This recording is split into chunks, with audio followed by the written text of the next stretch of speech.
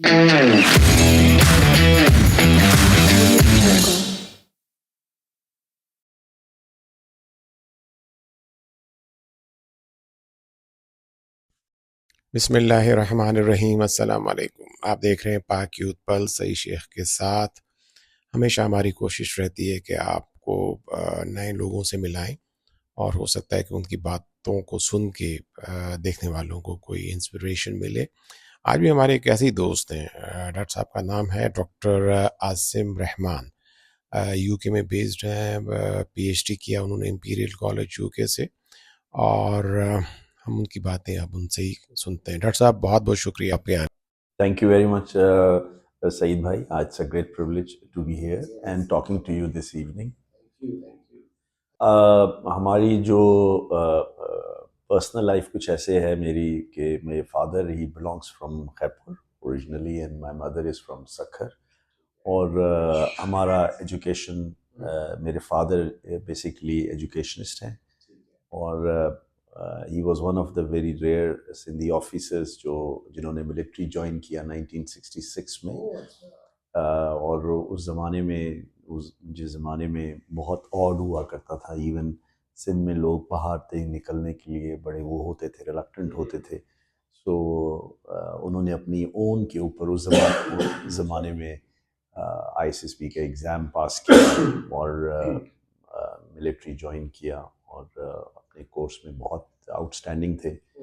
और he had a very illustrious military career with some very important assignments in GHQ, divisional headquarter and so on, before transitioning to civil services. So civil services वो उन्होंने federal ministry of education join किया 1985-86 में। ही became the principal Sindh Madrasatul Islam, Major Abdur Rahman Sheikh. So he worked very hard for about 8 years to revive the institutional glory. And वो बाबा की तरफ से हमें फिर वो मिला हुआ था कि लाइफ में आपको जो करना है खुद से करना है, and the best gift I can give it to you is the education. So we have four brothers and sister. मेरी बड़ी बहन आर्किटेक्ट है और फिर मैं हूँ और फिर मेरी छोटा भाई है, वो इंग्लैंड में सेटल है और छोटी बहन है। सो हम मेरी चूँकि मेरे फादर मिलिट्री में थे तो ऑब्वियसली हम लोगों की ट्रैवलिंग हुआ करती थी। तो कभी हमारी कुछ अर्सा शुरू में इस्लामाबाद पिंडी में रहे भी और उधर पढ़ाई भी की, तालीम भी की। फिर कुछ अर्सा फिर कोहाट चले गए, कुछ अर्सा किधर, फिर eventually we came to Karachi. तो मेरी जो इनिशियल एजुकेशन है वो सिंध मदरसा से हुई हुई है। फिर went to Adamjee college Karachi में, काफ़ी उस ज़माने में अच्छा कॉलेज समझा जाता था। तो उधर से फिर एडमिशन हो गया मेहरान यूनिवर्सिटी में इलेक्ट्रिकल इंजीनियरिंग का। मुझे शुरू से शौक़ था, फिज़िक्स का बेसिकली बहुत था। मेरे लिए एक बहुत एक्साइटिंग सा सब्जेक्ट था क्योंकि it required so much of N imagination. It was more like an artistic work, but in a very scientific way. You see, when you're trying to imagine things like atom, electron, movement of electron and orbits, nucleus, things like that. So फिर उसके साथ साथ associated mathematics थी, physics थी. So father की तरफ से भी बहुत था कि आप एक ऐसा scientific career pursue करें। तो बस इस तरह से फिर इंजीनियरिंग में जी इंजीनियरिंग की हमने। मैंने इलेक्ट्रिकल इंजीनियरिंग में हम चले गए। तो बस फिर वहाँ पे जब गए तो फिर एक और हमें आइडियल मिल गया लाइफ में, जिसने मशीन इन्वेंट की थी, इलेक्ट्रिक मशीन, निकोला टेस्ला। बस फिर वो उसको फॉलो करते रहे एंड फिर यूनिवर्सिटी में फ़र्स्ट पोजीशन ली, टॉप किया, फैकल्टी टॉप किया। फिर पता चला बाद में कि पूरे पाकिस्तान में हाईएस्ट थे मेरे स्कोर्स। तो फिर कायदे आज़म स्कॉलर का टाइटल मिला, प्रेसिडेंट गोल्ड मेडल उसके साथ हो गया। फिर जो की हाईलाइट थी इंजीनियरिंग की, जो कि आपके व्यूअर्स को या यंग जनरेशन को बताने का मेरा बड़ा शौक़ है कि इट वाज 1999 98 में एक आइडिया मैंने कंसीव किया। वो हम ज़माने में आपको पता है पीटीवी पे और एसटीएन दो टीवी चैनल्स हुआ करते थे। तो सोलर रेसिंग कार मैंने देखी, क्योंकि सोलर रेसिंग ऑस्ट्रेलिया में हुआ करती थी। वो एक आदमी की गाड़ी होती थी और वो उन्होंने डिज़ाइन बड़ी एरोडायनेमिक शेप के साथ की हुई थी, ऐसे लगता था जैसे कोई उड़न तश्तरी है। तो वो इत्तेफाक से दोपहर को 4 बजे 5 बजे आफ्टरनून में प्रोग्राम्स आया करते थे जो बड़े वो होते थे एक्साइटिंग किस्म के, तो हम देखा करते थे बहन भाई। तो वो मैंने देखा, तो यूनिवर्सिटी में जब मैं घर पे आया वो देखा, तो फिर मेरे जहन में एक ख्याल आया। मैंने कहा अगर एक आदमी की गाड़ी बन सकती है तो क्यों नहीं हम एक फैमिली गाड़ी भी बनाएं ऐसी, जो कि रोड व्हीकल हो और वो सोलर बेस्ड हो। क्योंकि इंजीनियरिंग की जब मैं थर्ड ईयर में आया तो बहुत दूसरी जो अल्टरनेटिव फॉर्म ऑफ एनर्जीज जो सिंध में हैं उसमें सोलर के बारे में बहुत पढ़ा। तो एक रियलाइजेशन हुई कि हमारे यहाँ बहुत पोटेंशियल है सिंध में। तो शौक तो था, तो फाइनल ईयर में फिर प्रोजेक्ट भी सिलेक्ट करना था। तो वो फिर मैंने प्रपोज़ किया कि मैं सोलर कार बनाना चाहता हूँ। तो शुरू में तो लोगों ने मजाक उड़ाया, और टू द पॉइंट के हमारे चेयरमैन डिपार्टमेंट हुआ करते थे, उन्होंने कहा नहीं ये तो बिल्कुल ऑलमोस्ट इम्पॉसिबल है, क्योंकि इसके लिए बहुत रिसोर्सेज की ज़रूरत है और तुम एक यूनिवर्सिटी के स्टूडेंट हो, तुम्हें ये प्रोजेक्ट नहीं वो लेना चाहिए। बड़ी बहस चली। फिर मैंने इवेंचुअली उनको कहा कि अगर आप मेरी बात नहीं मानेंगे तो मैं आपके ऑफिस के सामने धरना दूंगा। वो यूनिवर्सिटी का दौर होता था, फिर हमारी सोच ऐसी होती थी कि हम फिर वो उन्होंने इवेंचुअली इस बात को एक्सेप्ट किया, इस बात पे कि देख लो ये तुम्हारा रिस्क है कि तुम पोजीशन ले रहे हो और एम कर रहे हो यूनिवर्सिटी के लिए टॉप करने के लिए, तो ये ना हो कि ये ना हो सके और तुम सारे के सारे स्कोर लूज कर लो, क्योंकि वो 200 स्कोर 200 नंबर का प्रोजेक्ट था फाइनल ईयर का। बहरहाल अल्हम्दुलिल्लाह का एहसान है, हमने फिर वो बड़ी मेहनत से 8 महीने दिन रात एक करके सोलर पैनल्स इंपोर्ट कराए ऑस्ट्रेलिया से। उसमें मिलिट्री का भी बड़ा हेल्प थी मुझे। और बैटरी ड्रिवन गाड़ी, पहले बैटरी ड्रिवन गाड़ी बनाई, उसमें एक्साइट बैटरीज, और पूरा पूरा पूरा ये 1999 में एक सुजुकी एफएक्स गाड़ी को उसकी सारा इंजन निकाल के चेसिस चेंज करके उसको पहले बिल्कुल लाइट वेट किया और फिर उसके अंदर सारे मोटर कंट्रोल्स डाले। फिर वो मोटर नहीं मिल रही थी जो जिसका हाई स्टार्टिंग टॉर्क होता है, क्योंकि ये वो ज़माना तो था नहीं। और हम जाया करते थे एक मोटर ढूंढने के लिए, जो कबाड़ी की मार्केट है कराची शेर शाह, वहाँ नहीं मिलती थी। तो वो फिर इवेंचुअली शिप ब्रेकिंग होती थी, आपको याद होगा।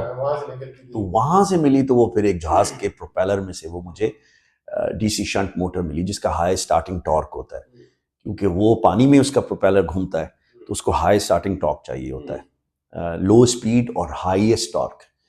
तो वो बड़ी हमारी खुशनसीबी थी कि वो हर चीज़ बना ली थी, मोटर नहीं मिल रही थी। और हम मोटर बाहर से मंगा नहीं सकते थे, हमें पता नहीं होता था उस ज़माने में कि वो कैसे ऑर्डर प्लेस करेंगे, और वो things were very expensive. Eventually फिर हमने उसकी बड़ी मार्केटिंग की इनिशियली, ताकि पैसे इकट्ठे कर सकें, स्पॉन्सरशिप, जिसकी वजह एक हमारे यूनिवर्सिटी की तरफ से ये भी थी कि आप नहीं कर सकेंगे, फाइनेंसेस नहीं होते थे। अब तो माशाल्लाह बच्चों को अब तो बहुत अवेयरनेस है, लोगों को पता है कैसे है। जब हम यूनिवर्सिटी में पढ़ रहे थे तो ये चीज़ें तो होती नहीं थी। ज़्यादातर यूनिवर्सिटी में जो प्रोजेक्ट्स करते थे वो तो स्टडी और एनालिसिस के होते थे, ये तो एक पूरा हार्डकोर इंजीनियरिंग प्रोजेक्ट था। यहाँ तक कि इसके अंदर आपको टायर्स की रोड फ्रिक्शन तक की देखनी होती थी, एक एक चीज़। पर अल्हम्दुलिल्लाह वो it became a success story. आज भी वो गाड़ी यूनिवर्सिटी में खड़ी है।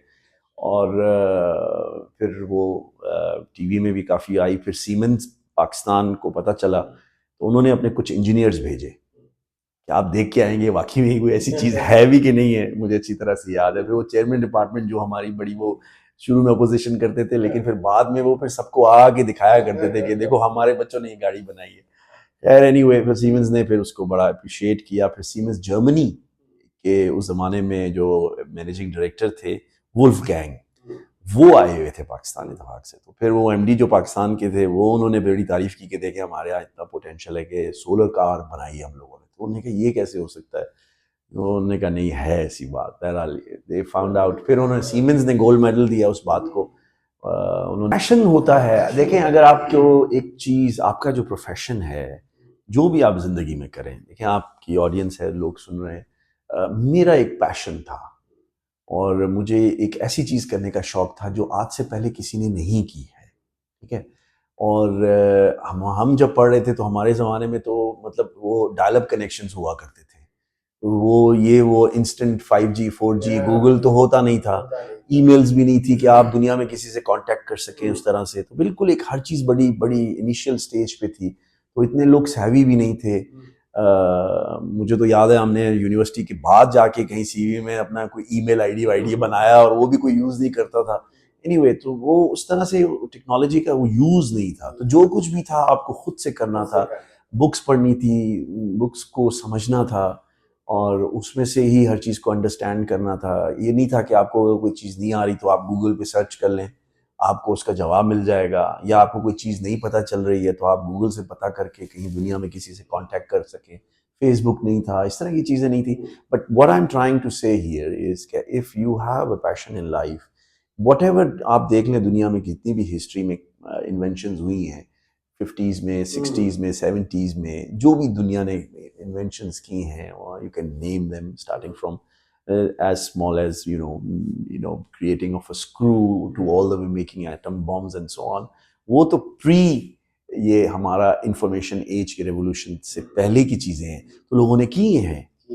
तो मेरा कहने का मकसद ये है कि ये उन लोगों ने की हैं जिन्होंने अपने आप को फोकस किया और उन्होंने ये सोचा कि ये मेरा शौक है।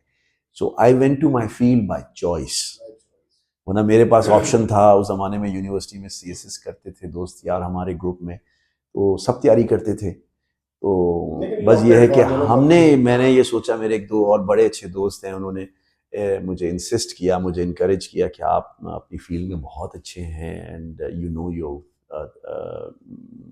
Subject very well, so you should probably pursue a career here. So मैंने इंजीनियरिंग कंप्लीट की, फिर I got a scholarship to go to study in France. Top 10 candidates में उन्होंने मुझे सिलेक्ट किया, फ्रेंच गवर्नमेंट ने स्कॉलरशिप दी, मैंने फ्रेंच लैंग्वेज सीखी। वो भी एक बड़ा बड़ा जी, मैं तो फ्रेंच बोलता हूँ। मैंने French ministry of foreign affairs के साथ शुरू में काम किया।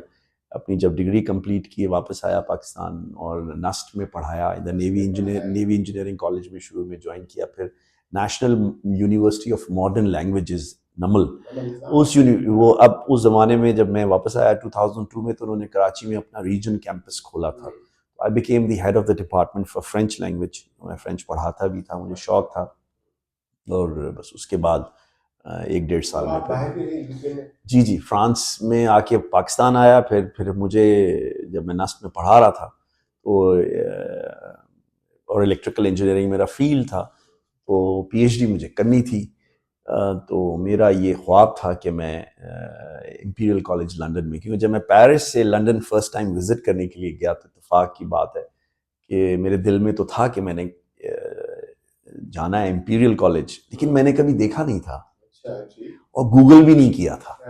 सिर्फ उसके बारे में सुना हुआ था कि कोई जगह है जहाँ पे दुनिया के बड़े बड़े साइंटिस्ट, इलेक्ट्रॉन जिन्होंने डिस्कवर किया लेट सपोज, और जिन्होंने उसको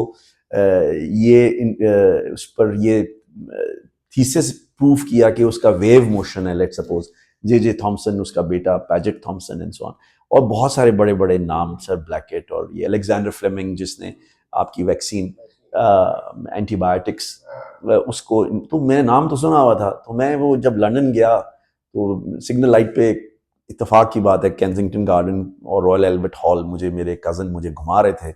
मैंने वो मास्टर्स कंप्लीट कर ली थी, मैं घूमने के लिए लंदन गया हुआ था, मेरी फैमिली रह रही थी, तो बस उधर ही मैंने सिग्नल के बाहर रोक की गाड़ी, तो मैंने अपने कज़न से पूछा क्या इंपीरियल कॉलेज लंदन किधर है। उसने मुझे कहा कि ये सामने है। I was really in awe। मैंने कहा गाड़ी रोको, I have to बिकॉज मेरे लिए एक बहुत बड़ी बात थी, क्योंकि फॉर मी, जिसकी मैंने बात की निकोला टेस्ला की, ये वो लोग थे जिन्होंने दुनिया की और जहां आज हम मौजूद हैं इसकी धार तब्दील कर दी है, इसको एक दूसरे फेज पे ले आए। तो फिर मैंने उसी वक्त ही सोच लिया था कि मैंने अगर डॉक्टरेट करनी है तो मैं इंपीरियल कॉलेज लंदन से करूंगा। बहरहाल फिर कॉमनवेल्थ, या आपने एक बड़ी अच्छी बात बता दी। मुझे आप थोड़ा सा पहले बता दें तो मैं बड़ी पूरी स्पीच फ्रेंच में तैयार करके रखता, लेकिन और मैसेज फ्रेंच में ये होगा, pour tous les gens qui nous attendent aujourd'hui, ce soir, il faut bien travailler, il faut bien concentrer dans la vie et le but, c'est clair pour tous les gens pour toucher le niveau très haut. Et la vie est sur votre main. Et vous pouvez faire ou vous pouvez inventer les choses que vous imaginez. Et moi, je vous dis dans mon cœur que vous êtes le futur du Pakistan et pour tout le monde. Merci beaucoup. So, इसका मतलब ये है कि आप लोगों के हाथ में है आपका फ्यूचर, आप लोगों के हाथ में है आपकी स्पिरिट, आपकी जिंदगी, और आप जो है वो कहते हैं ना, अंग्रेजी में कहावत है कि स्काई इज द लिमिट. मैंने ये सीखा जिंदगी में कि sky is not the limit. अच्छा, ठीक है. तो वो ये है कि आपके हाथ में है, आप अपनी जर्नी को अपने हाथ में रखें, आप अपने फ्यूचर के बारे में सोचें, आप अपने लाइफ और अपने करियर के बारे में सोचें, और जो आप समझते हैं कि आसमान अगर अल्लाह ने उसके लिए कोई हद रखी है, ऐसे है नहीं, क्योंकि कुरान में भी कायनात का जिक्र है, और आसमान तो सिर्फ उस कायनात का एक छोटी सी लेयर है जो हमें नज़र आती है. सो आप लोगों के हाथ में है आपकी ज़िंदगी, और आप अपनी ज़िंदगी को जैसे कार्व आउट करना चाहते हैं, जैसे बनाना चाहते हैं, आप कर सकते हैं. जब दुनिया कर सकती है तो हम भी कर सकते हैं. डॉक्टर साहब, बहुत बहुत शुक्रिया आपका, आप तशरीफ़ लाए, आपसे बहुत अच्छी बातें हुई, और मैं ये चाहता था कि ये सारी बातें आप हमारे देखने वालों को बताएं, और बहुत सारी दुआएं आपके लिए और आप जैसे ऐसे अफराद से जो अपने साथ साथ अपनी फैमिली, अपने मुल्क का नाम रोशन करते हैं. बहुत थैंक यू.